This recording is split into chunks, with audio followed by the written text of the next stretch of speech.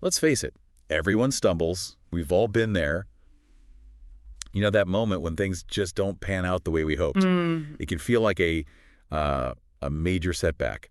But what if those very moments, those times we label as failures, weren't actually dead ends? What if they held some kind of hidden power? That's the fascinating territory we're diving into today. You've pulled together some really compelling perspectives on personal growth that, well, they really challenge our usual understanding of failure. Yeah, We're looking at it not as a full stop, but more as a potential springboard towards achieving our goal. exactly. The usual story we tell ourselves, it kind of puts success and failure on opposite sides, doesn't it? Right, like enemies. But our deep dive into these insights on motivation suggests something much more intricate.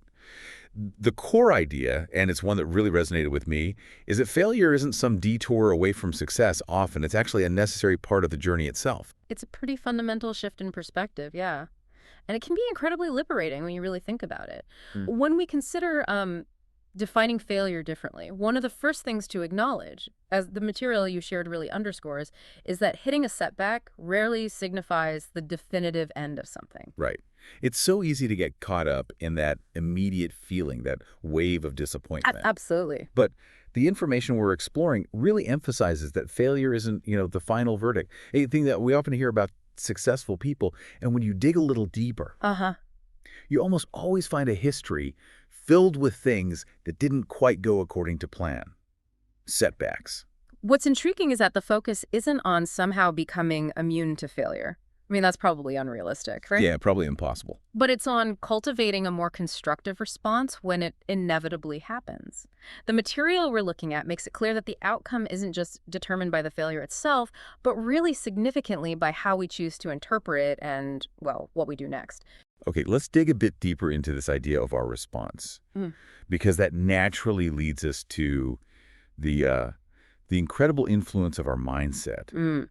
The material we're looking at strongly advocates for consciously reframing how we see failure. Hmm. Instead of viewing it as a signal to just quit, Right.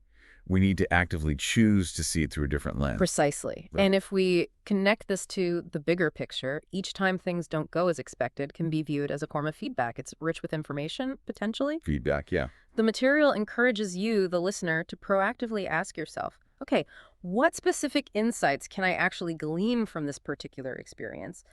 That simple act of asking begins the process of turning an emotional reaction into a more objective analysis. And the potential insights can be really profound, can't they? Yeah.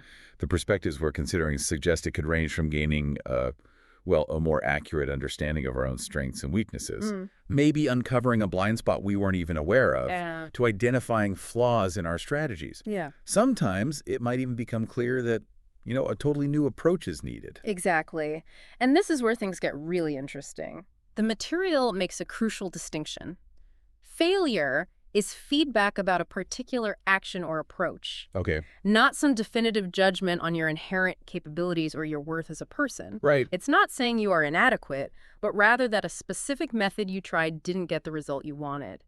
This subtle but really significant reframing is vital for keeping motivation up and maintaining a healthy, growth-oriented outlook. It really takes away some of the emotional sting, doesn't it? So we're shifting how we define failure. We're recognizing the power of our mindset. But understanding the lesson is one thing. Actually, achieving success often feels like it demands something more tangible. And that something more is where the crucial element of persistence comes in.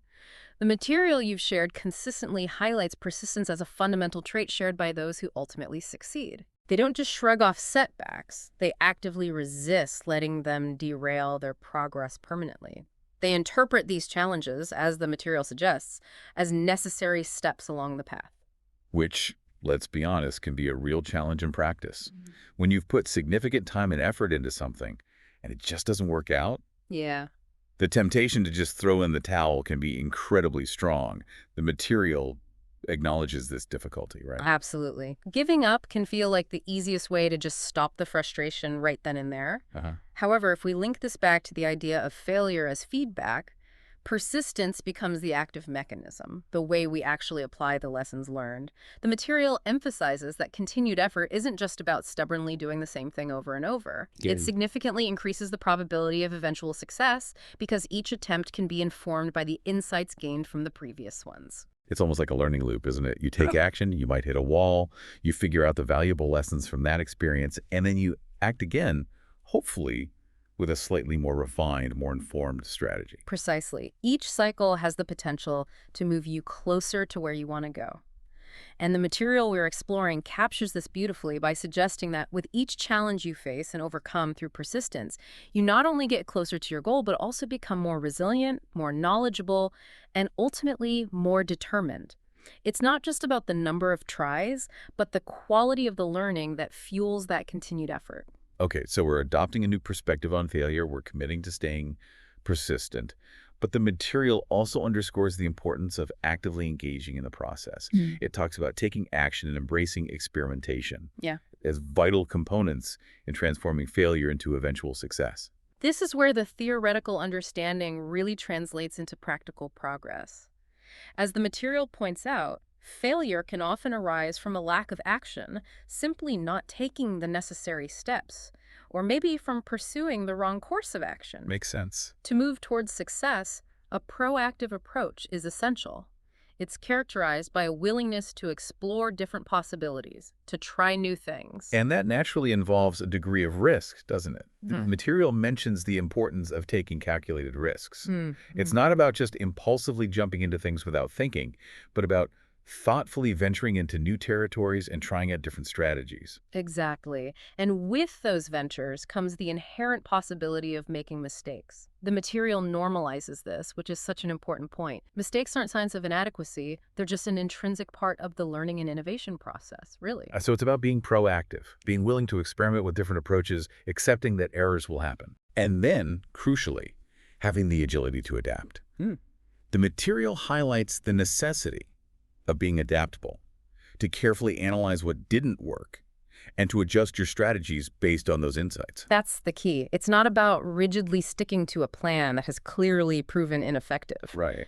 but about being flexible and responsive to the feedback that failure provides. This iterative process of action, potential failure, learning, and strategic adjustment is really the engine that drives progress forward.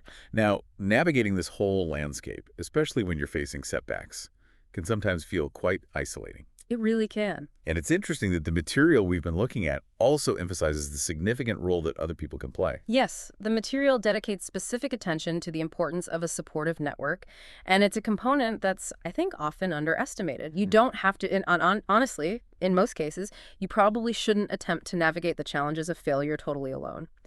Cultivating a network of encouraging individuals can make a profound difference in your ability to keep going. That could involve seeking out mentors who have maybe navigated similar challenges and can offer guidance based on their own experiences, Yeah, that's huge. to relying on supportive friends who just believe in your potential, or even becoming part of communities where people share similar goals and understand the inevitable ups and downs of the journey. What's particularly valuable, I think, is that external perspectives can provide a crucial counterbalance to our own potentially negative self-talk during those discouraging times. Good point. A strong support system can help reframe feelings of defeat and remind you of your broader goals and your inherent capabilities. They can be that voice of reason, maybe, reminding you that a setback is a temporary situation, not some permanent reflection of your worth.